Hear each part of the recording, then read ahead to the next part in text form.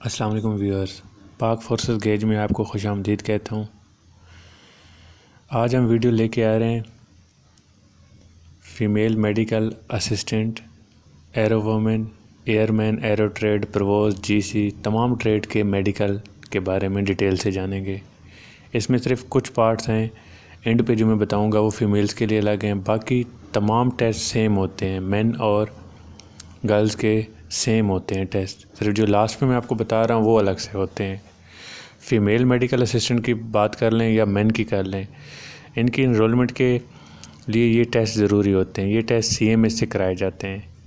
PF hospital नज़दीक हो तो वहाँ से, वरना CMH से कराए जाते हैं। इनके लिए आपको टेस्ट के लिए मुख्तलिफ डेट दी जाती है। इनिशियल टेस्ट के बाद फाइनल मेडिकल टेस्ट भी होता है, जो कि CMH में भी होता है और कोहार्ट में भी होता है, जहाँ पे ट्रेनिंग होगी आपकी।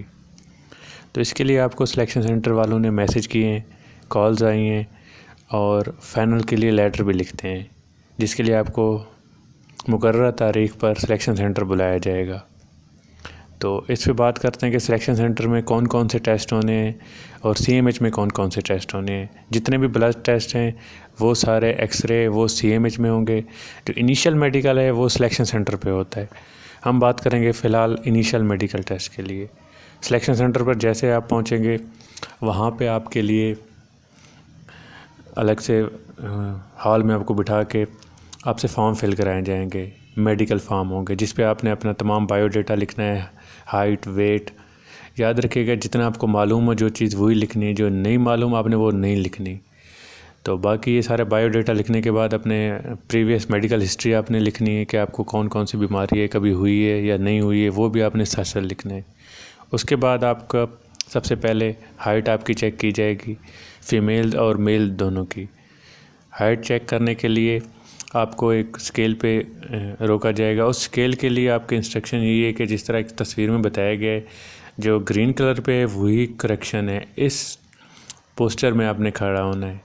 इसके अलावा बाकी पोस्टर में अगर खड़े होंगे आपकी हाइट कंसीडर सही नहीं होगी, जिसकी वजह से आप रिजेक्ट भी हो सकते हैं। तो इस बात का ख्याल रखिएगा। नेक्स्ट पे फिर आपका वेट किया जाएगा। वज़न के हिसाब से कोई इसमें पाबंदी नहीं है। अगर आपकी बॉडी के हिसाब से आपका वज़न ज़्यादा है तो एक BMI होती है, बॉडी मास इंडेक्स, जिसका वो फार्मूला लगा के आपका वज़न करेंगे। उस पर परेशान होने की ज़रूरत नहीं है। तो जितना वज़न होगा बॉडी के मुताबिक वो बेहतर होगा। तो ज़्यादा ओवरवेट उनके लिए भी चांस दिया जाता है कि अगर उनका वेट लॉस हो सकता है टाइम में तो ठीक है। अगर बहुत ज़्यादा ओवरवेट है, हैवी वेट पे हैं, तो उनका नहीं हो सकता। नेक्स्ट पे फिर आपका दांतों का टेस्ट किया जाता है। दांतों के टेस्ट के लिए आपके लिए ज़रूरी है कि आप उस दिन ब्रश करके जाएं, सही से उसकी सफाई करें और किसी किस्म की बदबू नहीं आनी चाहिए आपके मुंह से। उसके लिए आप जो भी तरीक़ाकार करना चाहिए, या कोई ऐसी चीज़ ना खाएं जिससे आपका मैदा डिस्टर्ब हो, जिसकी वजह से आपके मुंह से स्मेल आए। तो इस बात का ख्याल रखिएगा। ये इनिशियल टेस्ट में ही होता है सिलेक्शन सेंटर पे। बाकी जो चेकअप होते हैं वो CMH में आपके किए जाते हैं मुंह के। उसके बाद नेक्स्ट पे आपके कान चेक किए जाते हैं। कान को बेसिकली यही देखा जाता है कि उसमें कोई हड्डी का मसला तो नहीं है। इसके अलावा कोई प्रॉब्लम नहीं देखी जाती कि हेयरिंग में कितनी प्रॉब्लम आ रही है। इस चीज़ को कंसीडर नहीं किया जाता। ज़्यादातर कंसीडर इसी चीज़ को किया जाता है कि अंदर कान की हड्डी में कोई फ्रैक्चर या कोई इस किस्म का अब नॉर्मल चीज़ तो नहीं है हड्डी में। तो ये चीज़ चेक करने के लिए कान चेक किए जाते हैं। तो इसके बाद जो नेक्स्ट आता है वो नाक चेक की जाती है। नाक के लिए यही है कि भी उस पर डिफरेंट टाइप के होते हैं। एक प्रॉब्लम होती है DNS, डेविएटेड नेसल सिम्पटम। तो ये नाक की हड्डी का थोड़ा सा मसला होता है, ये भी चेक करते हैं। अगर इसके अलावा कोई प्रॉब्लम है तो उसको परेशान होने की ज़रूरत नहीं, उस पर कोई मसला नहीं है। सिर्फ हड्डी का मसला होता है तो उस पर रिजेक्ट किए जाते हैं। रिजेक्शन भी उस सूरत में होता है अगर वो ट्रीटेबल ना हो। अगर वो क्योरेबल है तो उस पर फिर वो आपको रेफ़र कर देंगे CMH। वहाँ से रेफ़र होने के बाद दोबारा आप सिलेक्शन सेंटर रिपोर्ट करेंगे। उसके बाद आता है कलर ब्लाइंडनेस। इस पे आपको मुख्तलिफ़ कलर की एक शीट दिखाई जाएगी सामने, तो जिस पे आप इजीली देख सकते हैं कि उस पे आपको पता चल जाएगा कि कौन कौन से कलर आप देख सकते हैं। इसके लिए डिफरेंट शीट ट्राई की जाती हैं। इस पे आपने मिनिमम कोशिश करनी है, मैक्सिमम कोशिश मिनिमम यही करनी है कि आपने ज़्यादा फोकस नहीं करना आँखों पे, और मैक्सिमम ये है कि आपने दूर से जितना आपको नज़र आ रहा है वही कोशिश करना है कि फर्स्ट अटैम्प्ट में आप वही बता दें। तो क्योंकि अगर आप जितनी देर ज़्यादा देखेंगे तो उतने आपको प्रॉब्लम होगा उसको व्यू करने में। तो बेहतर है कि मिनिमम टाइम उसको देखें और ऑब्ज़र्व करके उनको बता दें कि ये नंबर लिखा हुआ है या अल्फ़ाबेट लिखा हुआ है, वो सामने एक ख़ास फासले पे डिस्टेंस से आपसे ये चीज़ व्यू कराएंगे। इस पे भी मसला नहीं होता। नाइट ब्लाइंडनेस का थोड़ा सा इशू होता है। उसके बाद आपको नेक्स्ट आपकी आई साइट चेक की जाएगी, आँखों का जिसका कहते हैं। आई साइट के लिए ग्लासेस भी हैं तो कोई इशू नहीं है, आप ग्लासेस लगा के भी चेक कर सकते हैं, लेकिन उसका एक प्रॉपर तरीका होता है। वो परेशान ना हो जिनके आई साइट का प्रॉब्लम है थोड़ा बहुत। ज़्यादा पे तो बिल्कुल कंप्रोमाइज़ नहीं किया जाएगा। अगर थोड़ा बहुत है तो इंशाल्लाह वो हल हो जाएगा, उसका कोई मसला नहीं। ग्लासेस लगा के भी आप कर सकते हैं।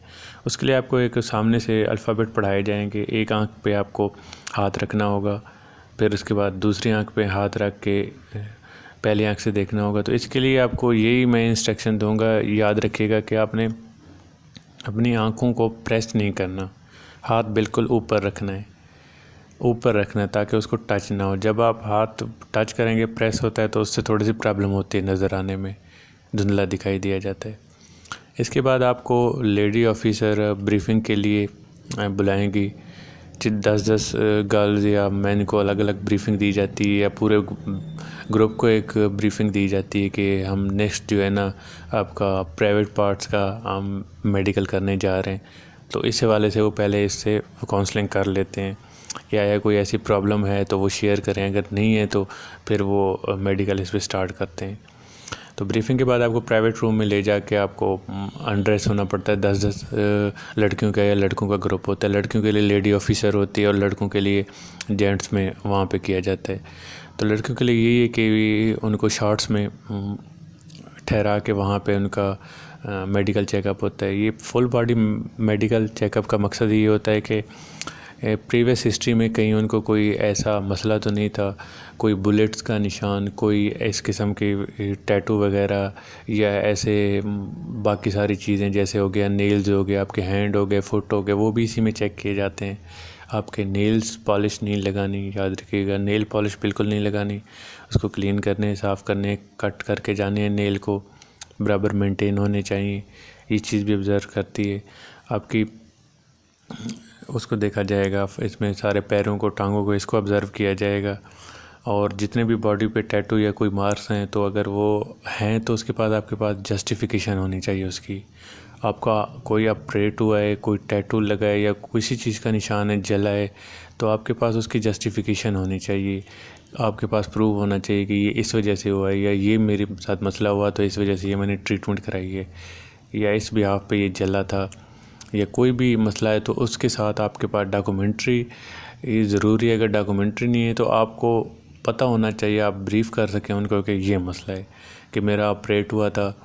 तो किसी भी चीज़ का ऑपरेट हो जाता है, अपेंडिक्स के होते हैं छोटे मोटे, तो इसके अलावा भी और ऑपरेट्स हो सकते हैं, तो उसका आपने बता देना। अगर आपने ऑपरेट कराए हैं किसी भी किस्म का है तो घबराने की ज़रूरत नहीं है, आप सिर्फ उसकी रिपोर्ट साथ लेके जाएं, किस हॉस्पिटल से कराया था, किस बिना पे कराया था। अगर वो माइनर इशू है तो वो आपको रख लेंगे, कोई इशू नहीं करते। अगर मेजर ऑपरेट हुआ है, कोई बड़ा मसला है, आप ट्रेनिंग नहीं कर सकते, भाग दौड़ नहीं हो सकती, रनिंग के लिए कोई मसला है, तो फिर उस पर आपको वो नहीं रखेंगे। अगर फिर भी कोई प्रॉब्लम आती है आपको CMH रेफ़र कराएंगे। CMH से आप मेडिकली फ़िट होकर दोबारा वापस ज्वाइन कर सकते हैं। ये आपके पास वो आपको सहूलत देते हैं। ये किसी को डायरेक्टली रिजेक्ट नहीं कर लेते कि आप रिजेक्ट हैं, उनको बराबर मौका देते हैं कि वो ज्वाइन कर सकें। उसके बाद फ़ीमेल्स के लिए और मेल्स के लिए दोनों यही है कि नी नॉकिंग का कुछ मसला होता है। जैसे कि आप तस्वीर में देख सकते हैं कि इसमें डिफरेंट एंगल दिखाए गए हैं, तो आप इसी एंगल के हिसाब से देख लें। अगर आपके नॉर्मल हैं तो आप चले जाएं, अगर नी नॉक्ड या बोल लेग्ड हैं तो उस पर बिल्कुल कोई रिलैक्सेशन नहीं है। नॉर्मल पे भी दो उस पर आप देख सकते हैं कि उस पर 2 नॉर्मल हैं, तो उस एंगल पे भी आपकी हो सकती है। जो इसके बाद 3rd और 4th पे है नी नॉक्ड और बोल लेग्ड, इस एंगल पे बिल्कुल भी सिलेक्शन नहीं की जाती।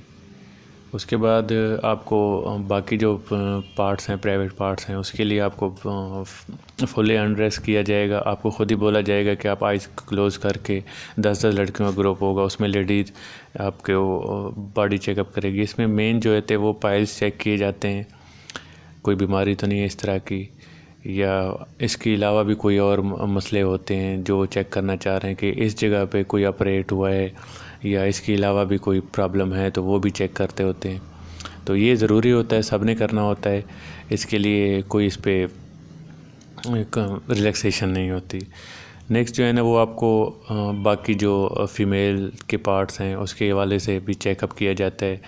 तो चेस्ट का साइज़ पे भी डिपेंड करता है, उस पर ये होता है कि अब नॉर्मल हो जाता है। मतलब कुछ ऐसा होता है कि एज के हिसाब से, हाइट के हिसाब से, वेट के हिसाब से ज़्यादा हैं तो उस पर भी थोड़ा सा उनको प्रॉब्लम होता है कि डीफॉर्मेशन का होता है, ब्रेस्ट डीफॉर्मेशन उसको बोलते हैं। तो उस वजह से वो थोड़ा सा आपको रेफ़र भी कर सकते हैं या रिजेक्ट भी कर सकते हैं। तो सेकंड ये कि ब्रेस्ट कैंसर का भी इसी टेस्ट में चेकअप किया जाता है कि ब्रेस्ट कैंसर तो नहीं है, आगे जाके प्रॉब्लम तो नहीं होगी, उसके लिए भी पूरी स्कैनिंग की जाएगी। तो ये सारे टेस्ट होते हैं। उसके बाद आपको 10 लड़कियों के जिस तरह अलग अलग से इसमें चेकअप होगा, उसी के बाद आपको भेजते जाएंगे। नेक्स्ट पे आपको फिर फाइनल मेडिकल के लिए आपकी ट्रेनिंग बेस पे, आपका यूनिट पे ही आपका फाइनल मेडिकल चेकअप होगा, वो भी इसी तरह का, उसमें कोई प्रॉब्लम नहीं होती। जो यहाँ से इनिशियल में पास करके जाते हैं उनका फाइनल में कोई इस पर प्रॉब्लम नहीं होता। आपके लिए वीडियो बनाई है और नेक्स्ट वीडियो भी इंशाल्लाह बन रही है, तो मेरे चैनल को सब्सक्राइब कीजिएगा। अपना ख्याल रखिए। अल्लाह हाफिज़।